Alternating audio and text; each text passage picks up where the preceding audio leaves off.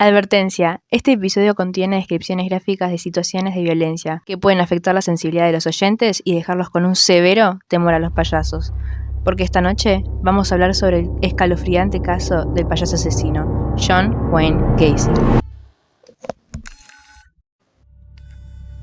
Nadie imaginaba que aquel hombre que alegraba los cumpleaños de los niños y le daba empleo a jóvenes en su compañía escondería detrás del maquillaje un oscuro secreto. Pero esta parte de él la conocieron 33 niños de diferentes edades, hasta que solo uno le dio fin a esta cadena infinita. Tan solo siendo un niño, a su corta edad, John ya sufría distintos problemas, entre ellos la obesidad y el bullying por parte de sus compañeros. Para agregar a la lista están los maltratos frecuentes por parte de su padre, un alcohólico que abusaba físicamente de su familia. Sin embargo, nadie se imaginaba que a raíz de todas estas situaciones, este terminaría desarrollando un problema en su vida sexual adulta. 17 de marzo de 1942. El pequeño Gacy lo único que buscaba era la aprobación y aceptación de su padre, algo que al final nunca obtuvo. Su padre lo denigraba a menudo. Morica, estúpido, niño de mamá. A los 9 años de edad, un amigo de la familia abusó sexualmente de él. Gacy decidió no contárselo a nadie y cargar con este secreto él solo. Al ver el pasar de los años, el pequeño se cambió de todos los colegios a los que asistió y terminó por nunca graduarse. A los 20 años de edad se mudó a Las Vegas, donde habría iniciado su etapa de independencia. Comenzó a trabajar en distintos lugares, pero tiempo después regresó a su hogar. En 1964 se mudó nuevamente, pero esta vez a otra ciudad, Springfield, donde conoció a la que se convertiría en su primera esposa y madre de sus hijos, Marilyn Meyers. A pesar de esto, sus fantasías sexuales homosexuales no cesaban. Tiempo después, convertiría su sótano en un lugar para satisfacer sus fetiches más oscuros. El lúgubre espacio se volvería un llamativo club, donde acudirían jóvenes adolescentes con ganas de alcohol y diversión. Su estatus social sería el mejor benefactor, puesto que gracias a este accedería a los pequeños hijos de los socios de su comunidad. Sin embargo, uno de ellos cambiaría la jugada completamente. Donald Burgess, 15 años, 1967. Recuerdo que tenía solamente 15 años. No sabía lo que hacía, solo quería divertirme. Pasarla bien un rato nada más. Y él me llevó a su casa. Me dijo que tenía unas cintas porno. Pero sin embargo me tocó y me obligó a hacer Eso, o mejor dicho, aquella violación, sería denunciado unos días después. Situación que dejaría un claro mensaje. Venía buscándolo. Él solamente accedió a ello. Su primer matrimonio terminó tiempo después por ser detenido en 1968 y declarado culpable por abuso a menores. Con tan solo una evaluación psiquiátrica, la justicia dictaminó que sufría un trastorno de personalidad antisocial. Sin embargo, este sería considerado apto y responsable de sus actos. A pesar de esto, el responsable de estos escalofriantes hechos declararía que era víctima de acusaciones falsas y de una estrategia para desprestigiarlo políticamente. Con su buena reputación y su arduo trabajo, obtuvo la libertad a los 18 meses de ser apresado.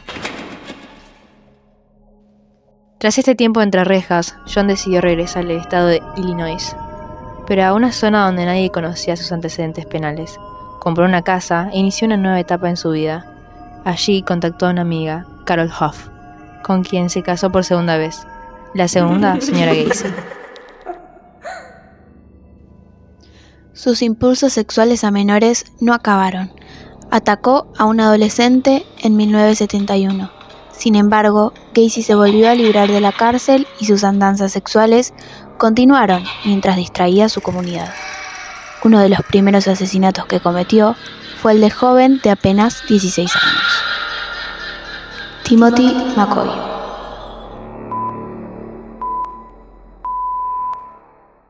Soy Timothy McCoy. Tenía 16 años, era de noche, llovía, me encontraba solo. Parecía que el autobús nunca llegaría. Estaba tan agotado. De repente, escuché a un señor. Parecía amable y honesto. Tenía mucho frío y lo pellejos de calor. No pude negarme.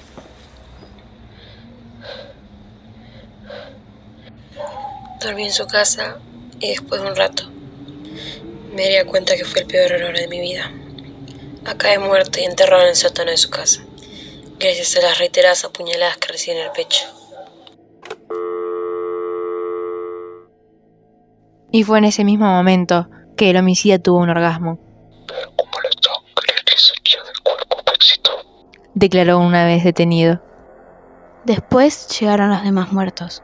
Entre ellos se encontraban John Butkovich, de 17 años, Samuel Stapleton, de 14 años, James Hackenson, Kenneth Park, de 16 años, y Michael Marino, de 14 años. El modus operandi de este sujeto no solía cambiar, era siempre el mismo. Engañaba a jóvenes con drogas, películas pornográficas o con ofertas de trabajo, para terminar durmiéndolos con cloroformo. Luego los ataba, torturaba, violaba y los asesinaba mediante el número de la soga.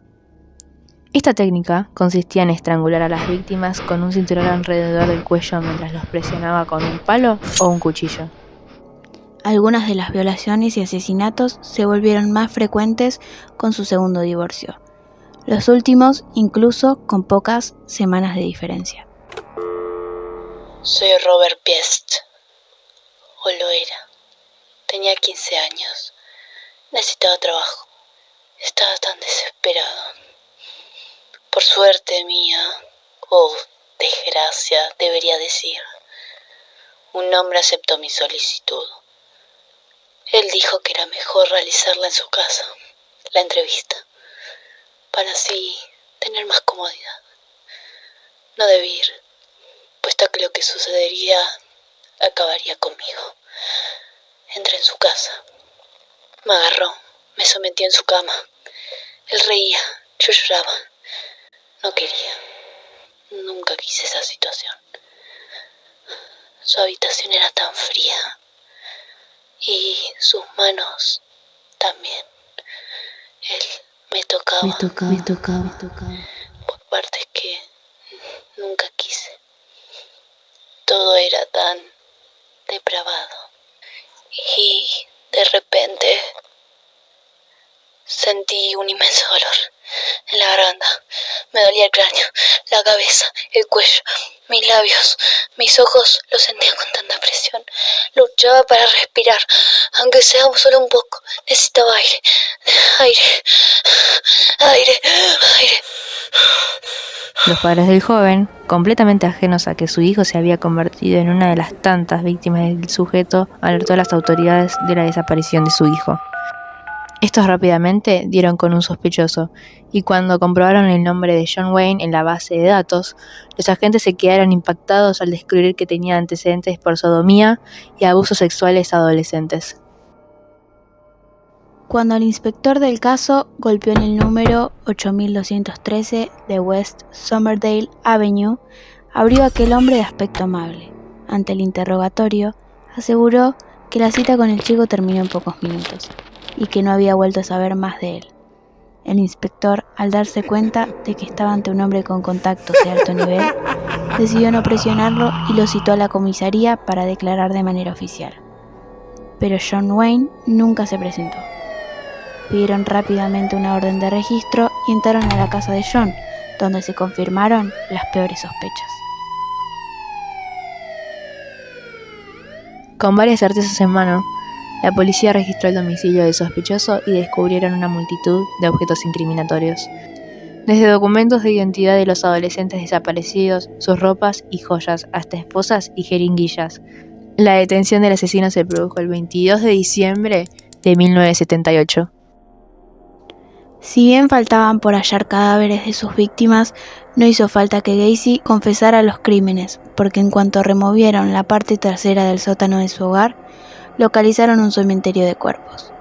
Había un total de 29 y el resto los tiró al río, según él, por falta de espacio. El acusado se declaró inocente ante el juez, alegando sufrir delirio mental. Durante el juicio, entre febrero y marzo de 1980, esta teoría fue completamente denegada, gracias a los informes periciales, y el 10 de mayo de 1994, Gacy fue ejecutado mediante la inyección letal. Minutos antes de su ajusticiamiento, cientos de personas se congregaron en el exterior del recinto para celebrar que uno de los peores asesinos en serie de Estados Unidos iba a morir. Entre sus manos portaban pancartas que decían "No tears for the clown", sin lágrimas por el payaso. Por su parte, Gacy soltó unas últimas palabras a modo de maldición. Matarme no hará regresar a ninguna de las víctimas. John Wayne Gacy, ¿cuáles son tus últimas palabras? ¿Qué te parece? Bésenme el culo. Una vez muerto, le extrajeron su cerebro para que un equipo de neurólogos y psiquiatras lo estudiasen. Su misión, tratar de determinar si presentaba alguna desviación que justificase su instinto criminal. Nunca llegaron a conclusión alguna. John Wayne Gacy, Pogo el payaso, inspiró e influenció la creación de diversas películas, series de televisión y personajes famosos, como la película de 2007, It. Y hasta acá llegamos al final del episodio, Asesinos Seriales. Esperamos que se les haya hecho fascinante y atroz. Recordemos la discreción, puesto que tras un asesino hay víctimas y familiares sufriendo. Esperen ansiosamente otro capítulo, donde desenmascaremos al popular Jeffrey Dahmer o quizás al infame Ted Bundy. No te lo pierdas, y recuerden, manténganse seguros y atentos, pues en las sombras de la noche la muerte acecha sin rostro ni nombre, esperando su oportunidad.